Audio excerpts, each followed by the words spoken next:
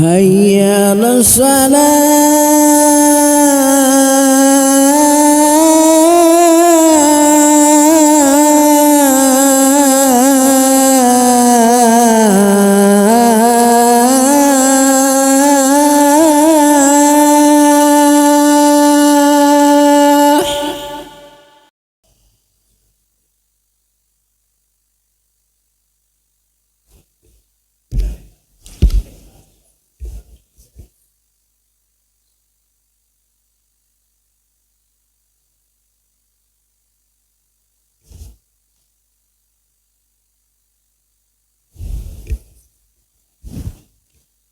Assalamualaikum warahmatullahi wabarakatuh.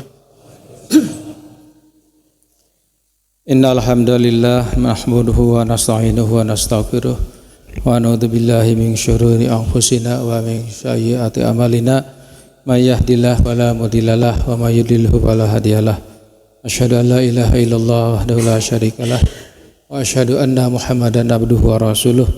Allahumma shalli ala sayidina Muhammad wa ala ali sayidina Muhammad.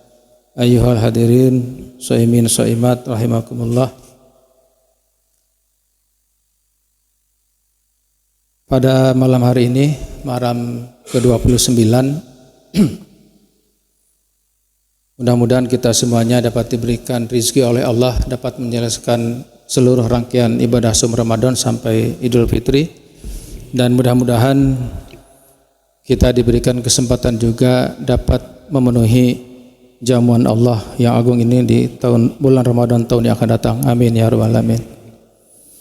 Namun demikian, hal yang menarik kiranya di penghujung Ramadan ini, kalau dari awal kita jauh-jauh hari mempersiapkan diri untuk menyambut bulan suci Ramadan, bahkan 2 bulan sebelum Ramadan datang kita sudah selalu berdoa, Allahumma barik lana fi Rajab wa Sya'ban wa baligna Ramadan. Kita mempersiapkan ibadah-ibadah puasa sunat maupun ibadah-ibadah lain di bulan Rajab dan Sya'ban. Namun ketika kita berada dalam bulan suci Ramadan, kita masih lalai dengan waktu, lalai dengan kesehatan yang kita miliki, sehingga kita tidak dapat memaksimalkan bulan suci Ramadan yang tidak dapat diraih oleh seluruh orang yang beriman. Mudah-mudahan jamaah Masjid Al-Ikhlas ini tidak termasuk hal tersebut, tetapi tergolong orang-orang yang senantiasa istiqomah di dalam melaksanakan perintah Allah, terutama di bulan suci Ramadan ini. Para hadirin shaimin shaimat rahimakumullah, terkait dengan akhir Ramadan, saya sangat tertarik untuk menyampaikan materi tentang kontinuitas ibadah pasca bulan Ramadan. Karena tidak jarang ramai di bulan Ramadan, masjid penuh, terutama 10 hari terakhir, yang semula muslimahnya tidak berhijab menjadi berhijab, yang semula tidak puasa jadi puasa, yang tidak pernah jadi ke masjid, dan seterusnya. Namun ketika Ramadan meninggalkan kita, hijabnya dibuka lagi, ke masjid jemaah tidak lagi sholat, tidak lagi itikaf, tidak lagi qiyamul lail, tidak lagi tahajud, tidak lagi sholat duha, dan lain-lain. Sementara Ramadan itu bukan kesalehan musiman. Jadi Ramadan ini bukan ibadah yang rutinitas, formalitas, atau hanya menggugurkan kewajiban saja. Karena Allah telah terang-terang mewajibkan kepada kita, saya kira sudah hafal semua, hampir seluruh pemateri menyampaikan ayat ini, Al-Baqarah 183. A'udzubillahi minasyaitonirrajim. Bismillahirrahmanirrahim. Ya ayyuhalladzina amanu kutiba alaikumusiyam kama kutiba alal ladzina min qablikum la'allakum tattaqun. Jadi ternyata kewajiban saum Ramadan itu bukan hanya ditujukan atau diperintahkan kepada umat Islam saja, tapi umat-umat terdahulu juga, walaupun dengan tata cara yang berbeda. Atau bahkan tidak hanya manusia, juga makhluk lain seperti binatang, yang mungkin kita tidak tahu puasanya binatang seperti apa. Tapi yang kita tahu, ikan arwana itu puasa pada saat si laki-lakinya mengeram di mulutnya anak-anak dari si betina. angsa juga begitu, bebek juga begitu. Yang paling populer ada ulat dan ular. Puasa ulat dan puasa ular pasti sudah sangat paham. Kalau ulat itu binatang menjijikan, merusak, tetapi ketika dia puasa berkontemplasi, berubah wujud dari ulat ke kepompong menjadi kupu-kupu. Justru penuh dengan keindahan dan membawa manfaat untuk menyerbukan bunga menjadi berbuah. Beda dengan puasanya ular. Ular berpuasa habis waktu hanya mengelupas kulit. Perangainya tetap aja ular berbisa, tidak berubah seperti ulat menjadi kupu-kupu. Hadirin rahimakumullah, Ramadan itu adalah madrasah kesabaran. Apakah sabar dalam hal beribadah? Tentu dalam ibadah itu perlu kesabaran. Apalagi yang qiyamul lail, malam-malam tahajud berjamaah. Bacanya panjang-panjang, yang nggak biasa gerak-gerak terus kakinya. Puasa juga memerlukan kesabaran dan lain-lain. Juga kesabaran dalam hal kemaksiatan, sabar dalam tidak berbuat kemaksiatan. Godaannya banyak, apalagi polisi, godaannya banyak sekali itu.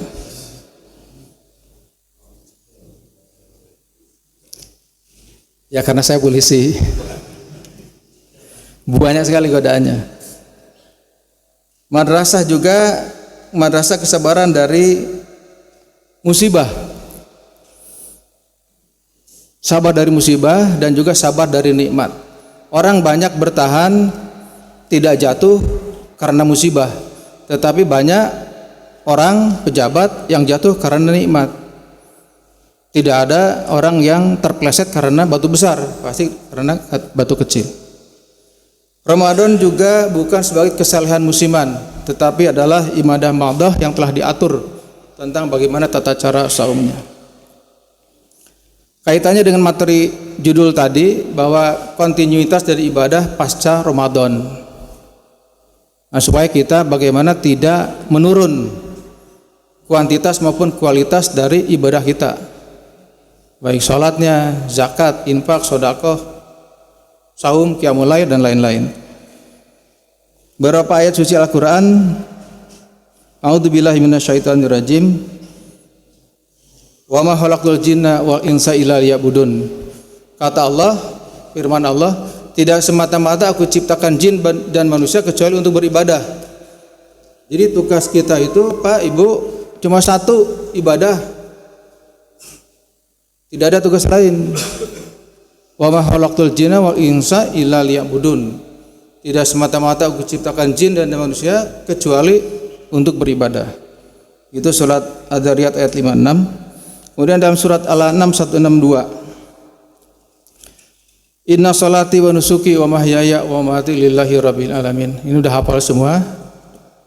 Doa pada awal sholat bahwa hidup dan matiku adalah untuk Allah. Jadi dari mulai bangun, tidur, bangun lagi, tapi bukan lagunya Pak siapa yang bangun tidur Pak Surip, bukan lagunya Pak Surip.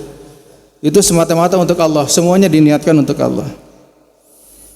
Nah, yang paling menarik adalah dalam surat Al-Hijr ayat 99. A'udzubillahi minasyaitonirrajim wa ambud rabbaka hatta yatiyakal yakin, yang artinya dan sembahlah Tuhanmu sampai datang kepadamu keyakinan, kepastian. Para ulama sepakat yang dimaksud dengan keyakinan itu adalah mati. Jadi kalau diartikan dan sembahlah Tuhanmu sampai datang ajal menjemput, kira-kira begitu. Jadi kalau kita menuntut ilmu itu utlumul ilmi faridatun minal mahdi ila lahdi. Jadi kita wajib menuntut ilmu dari mulai lahir sampai dengan menjelang akhir hayat.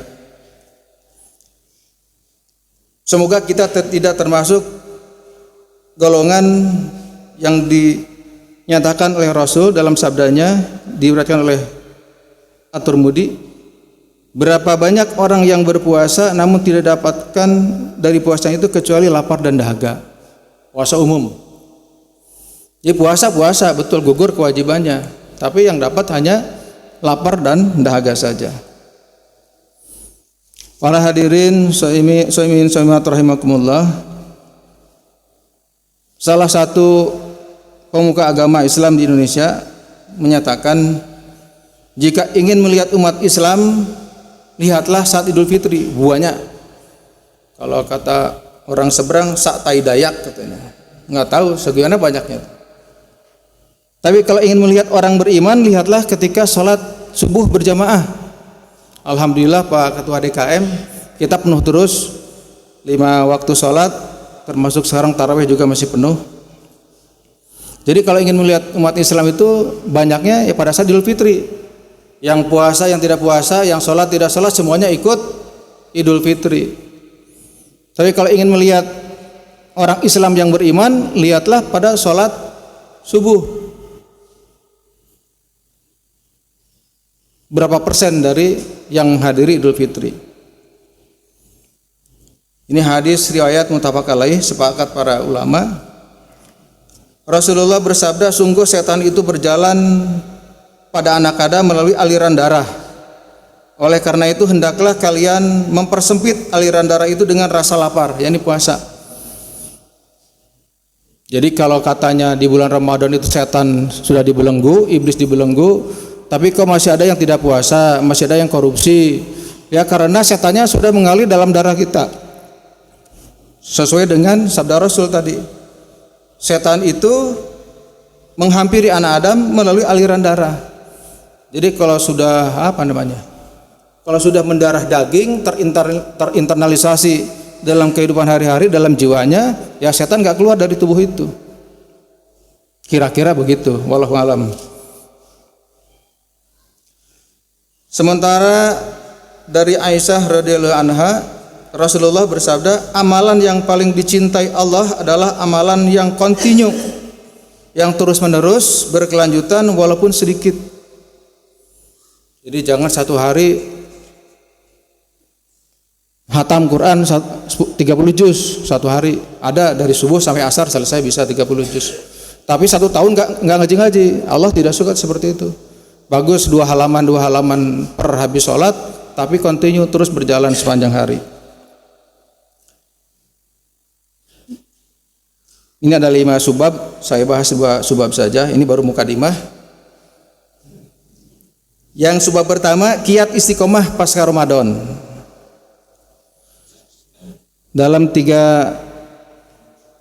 Ada 3 doa dalam sujud terakhir itu, atau dalam sujud kita sudah hafal semuanya.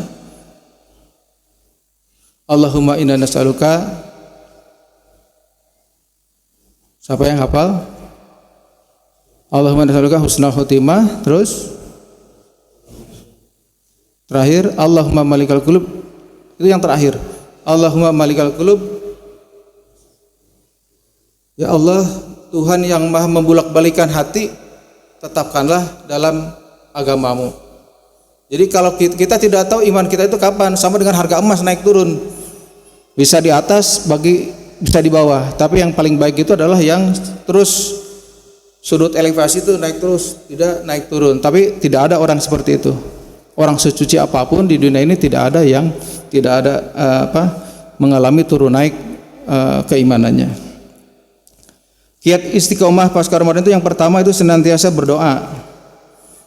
Ini dasar hukumnya surat Al-Baqarah ayat 129 yang artinya, ya Tuhan kami, utuslah di tengah mereka seorang rasul dari kalangan mereka sendiri yang akan membacakan kepada mereka ayat-ayat-Mu dan mengajarkan kitab dan hikmah kepada mereka dan menyucikan mereka. Sungguh Engkau yang Maha Pengasih, Maha Bijaksana. Nabiullah Ibrahim itu anak keturunannya mayoritas nabi dan rasul. Itulah doa yang disampaikan oleh Nabiullah Ibrahim. Ya mungkin kita para orang tua juga doa yang populer juga, Rabbana hablana min azwajina wa dzurriyyatina qurrata a'yun. Kemudian Rabbi habli minas sholihin, Rabbi habli minas sholihin, Rabbi habli minas sholihin. Jangan ketinggalan setiap saat, terutama setiap waktu sholat. Jadi yang pertama kiat istiqomah itu berdoa, tidak lepas dari doa. Hanya orang yang sombonglah yang tidak mau berdoa kepada Allah. Yang kedua, kiat-kiat istiqomah itu adalah berteman dengan orang-orang yang saleh. Jadi kalau kita bermain dengan tukang parfum, kebagian wanginya. Kalau kita dekat-dekat dengan yang jualan ikan asin, kebagian baunya. Juga kita kalau dekat dengan orang saleh, kebagian solehnya. Pasti paling tidak kita akan pengaruh atas kesalehan orang tersebut. Dari Mu'ad bin Jabal radhiyallahu anhu, Rasulullah SAW bersabda, sesungguhnya setan itu serigala bagi manusia sebagaimana serigala bagi kambing. Serigala menerkam kambing yang memisahkan diri dari kawanannya dan menyendiri. Janganlah kalian memisahkan diri dari jemaah dan hendaklah kalian bersama jemaah dan orang terbanyak. Hadis riwayat Ahmad. Jadi setan itu memang sangat berani kalau ada sendirian.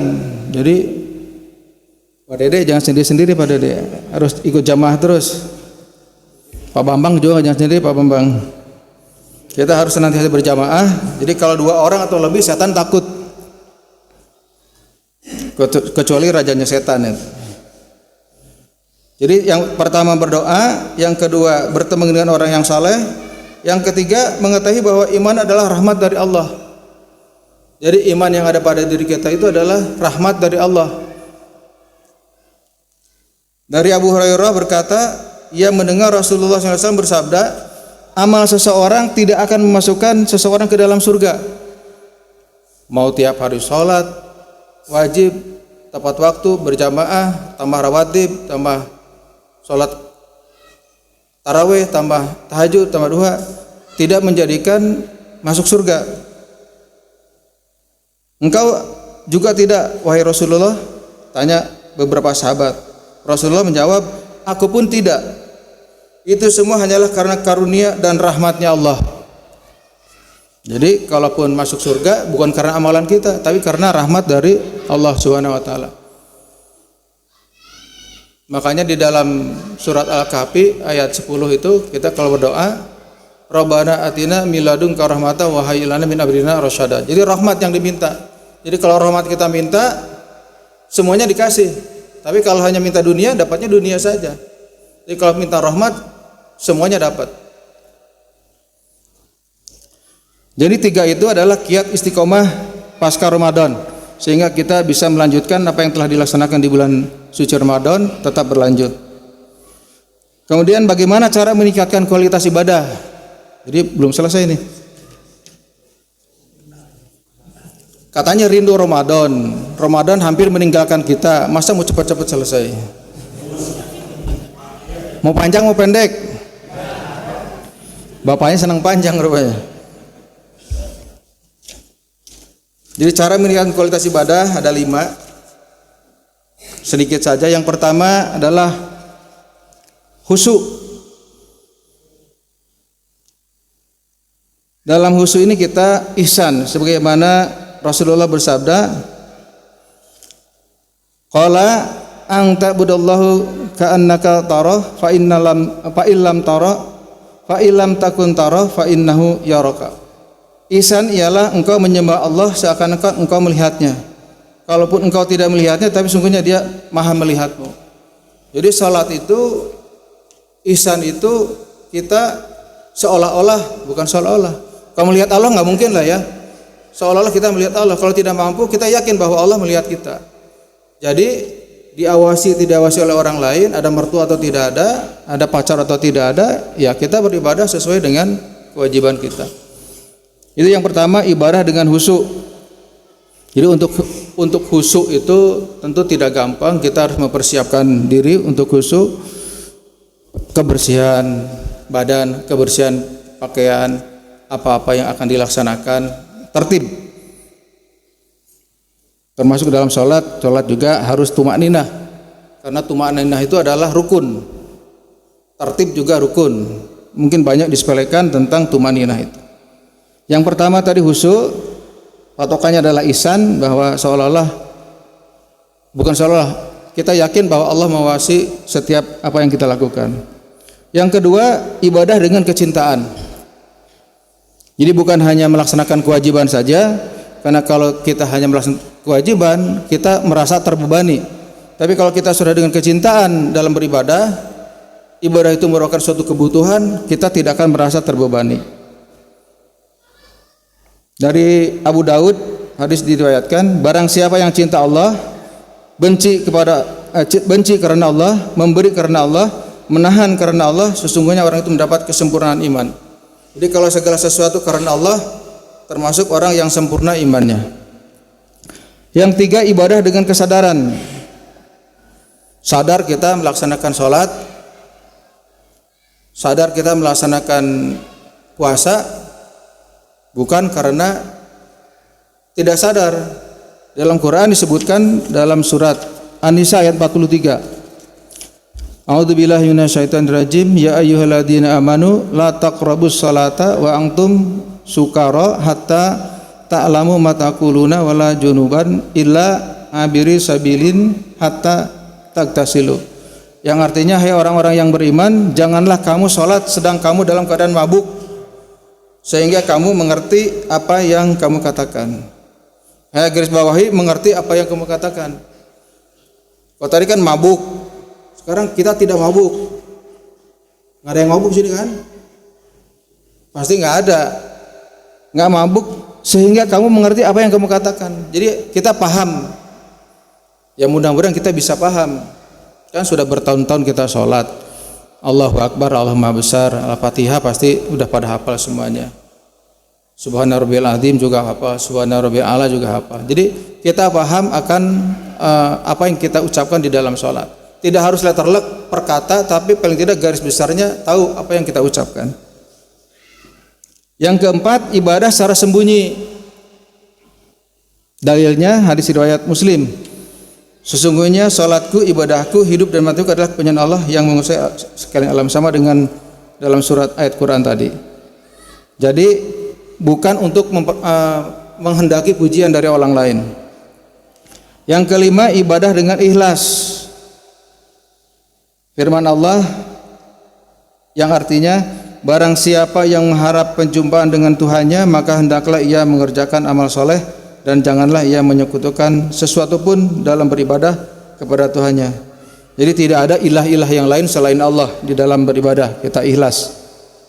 Jadi kalau dalam puasa, imanan wa ihtisaban, karena iman dan mengharap ridha Allah. Masih banyak 5 keuntungan dari menjaga ibadah dan seterusnya. Masih ada 3 bab lagi, jadi tidak perlu saya lanjutkan. Nanti puasa tahun depan insyaallah. Amin. Saya kira demikian yang dapat saya sampaikan, mudah-mudahan bermanfaat bagi diri saya pribadi. Yang benar datangnya dari Allah, yang salah dari diri saya pribadi. Billahi taufiq hidayah. Wassalamualaikum warahmatullahi wabarakatuh.